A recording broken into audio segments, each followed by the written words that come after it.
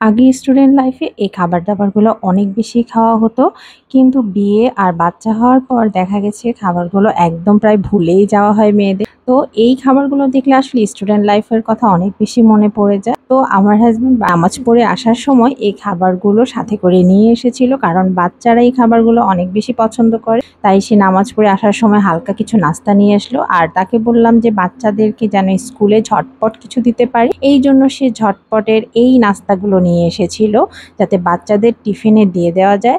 আর এই যে পরদিন সকালবেলা আমি বাচ্চাদের টিফিনের জন্য কিছু নাগেটস আর কিছু চিকেন বল ভেজে দিচ্ছিলাম। ইদানিং দেখলাম যে বাচ্চারা একেবারেই টিফিন খেতে চাইছে না। মানে বাচ্চারা ক্লাসের মধ্যে অনেক বাচ্চারা অনেক হাবিজাবি খাবার নিয়ে আসে। তাই আমি হাবিজাবি খাবারের সাথে কিছু হেলদি খাবার দেওয়ারও চেষ্টা করলাম। স্কুলে যাওয়ার আগে স্কুলে নোটিশ পেয়েছিলাম যে আজকে নার্সারি শ্রেণীর যারা রয়েছে তাদের প্যারেন্টস মিটিং হবে। তো আমার তো প্যারেন্টস মিটিংয়ে সেরকম থাকার সময়ই হয় না। তো আজকে ভাবলাম না, অনেক দিন থেকে নার্সারি শ্রেণীর যে প্যারেন্টস মিটিংটা থাকে সেটাতে অ্যাটেন্ড করা হয় না। তাই আজকে ভাবলাম যে না, অ্যাটলিস্ট আজকের দিনটা অন্তত যে প্যারেন্টস মিটিংয়ে অ্যাটেন্ড করব।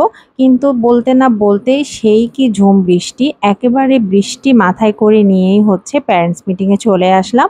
এসে দেখলাম যে এখানে হাতে গোনা কয়েকজন মাত্র আছে, এখনো অনেকে এসে পৌঁছয়নি।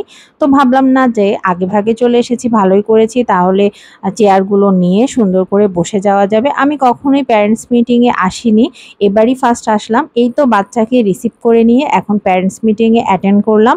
তো ওই দিনের দিনটা আসলে অনেক মজাই ছিল, সবাই মিলে অনেক বেশি মজা করেছি। তারপরে তো এই তো বৃষ্টি মাথায় নিয়ে বাসায় চলে আসলাম, আর এখন রান্না বান্নার পালা। তো বৃষ্টির দিনে যেই খাবারটা অনেক বেশি মিস করি সেটা বেগুন ভাজা। বেগুন ভাজা হলে আর কিচ্ছু লাগে না আমার বাচ্চাদের, আর আমারও একই একই জিনিস অনেক বেশি পছন্দ। যাই হোক, সুন্দর করে গরম গরম করে চাকচাক ভাজি করে নিলাম বেগুন। আর আজকে কিন্তু খিচুড়ি হচ্ছে না, একটু চিকেন রান্না করছিলাম, যেহেতু বেগুন ভাজির সাথে কিন্তু চিকেনটা যায়। আর আজকে বিফও রান্না করব না, কারণ বিফটা ফ্রাইডেতে খাওয়া হয়, এজন্য চিকেনটা আমি অন্য ডেটাতে দেই। কারণ ব্যালেন্স করে দিতে হবে, বাচ্চারা যেন সবজি, চিকেন, তারপরে ছোট মাছ বা মাছ অনেক বেশি খাওয়া হয়। কারণ সব সময় বিফ বা চিকেন খেলেও কিন্তু বাচ্চাদের শরীরটা অনেক বেশি অসুস্থ হয়ে যায়। আর আমার বাচ্চারা কিন্তু চিকেন থেকে মাছটা অনেক বেশি পছন্দ করে সব সময়। আর আমিও ওদেরকে তারা যেটা পছন্দ করে সেটাই দেওয়ার চেষ্টা করি। এই তো আমার সুন্দর করে চাকচাক করে বেগুনগুলো ভাজাও হয়ে গেছে। রান্না করতে এসে দেখি যে রসুন একদমই ব্লেন্ড করা ছিল না। তো ভাবলাম যে অল্প কয়েকটা রসুন পাটায় এভাবে বেটে তারপর চিকেনটা রান্না করি। এরকম চিকেন রান্না করলে বা মাংসের মধ্যে এরকম করে মানে হুটহাট করে যদি বাটা মশলা দেয়া যায়, এত বেশি টেস্টি হয় সেটা আসলে বলে বোঝানোর দরকার নেই। কারণ যারা বাটা মশলায় রান্না করেন তারা জানেন যে মাংসের টেস্টটা এত বেশি ইয়াম্মি হয়। তো এই তো যাই হোক, বাড়তে বাড়তে এই যে দেখেন আমার বেগুনের চাকগুলো কিন্তু একটু লালচে লালচে হয়ে গেছে, আর এটা আমাদের অনেক বেশি পছন্দ। তারপর আমার আলুখোর ফ্যামিলির জন্য আমি এখানে চিকেনের মধ্যে কিছুটা আলু দিয়ে দিলাম। কারণ আমার ফ্যামিলির প্রত্যেকে এত বেশি আলু পছন্দ করে, সেটা আমিও অনেক বেশি পছন্দ করি। এই তো আমার গরম গরম বেগুন ভাজা, সাথে তো একদম শুকনো মরিচও ভেজে নিয়েছি। এটা আমার মানে পরিবারের সবাই মোটামুটি খেতে ভালো লাগে, আমি জানি সবারই মোটামুটি পছন্দ।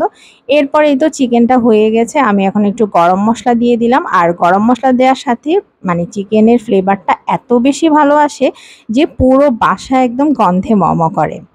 আর অন্যান্য সময় দেখা যায় যে আমি ঝোলটা রাখি না, কিন্তু আজকে একটু পাতলা ঝোল করেছি।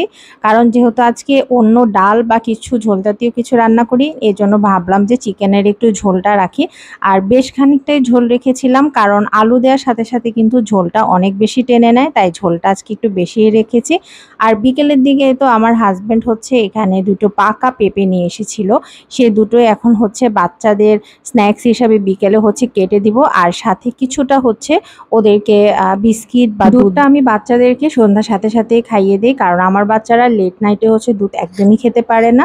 আজকের ভিডিওটা এই পর্যন্তই। ভিডিওটা ভালো লাগলে প্লিজ লাইক, কমেন্ট, শেয়ার করতে ভুলবেন না। সকলে ভালো থাকবেন।